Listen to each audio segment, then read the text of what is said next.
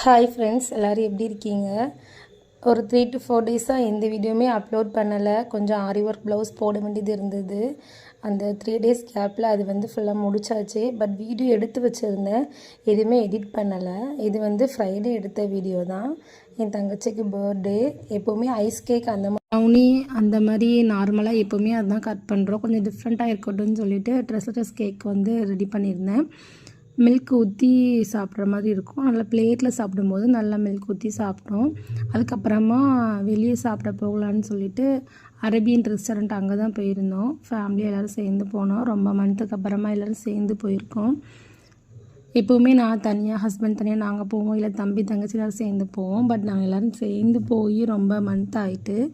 So எப்போவுமே சாப்பிட்றதா இல்லாமல் டிஃப்ரெண்ட்டாக ட்ரை பண்ணணும்னு சொல்லிவிட்டு அங்கே உள்ள மத்தி பிரியாணி, பெப்பர் சிக்கன் கிரேவி அந்த மாதிரி டிஃப்ரெண்ட்டாக ட்ரை பண்ணோம். ஸோ இன்னொரு வீடியோவில் பார்க்கலாம். Tata, bye by.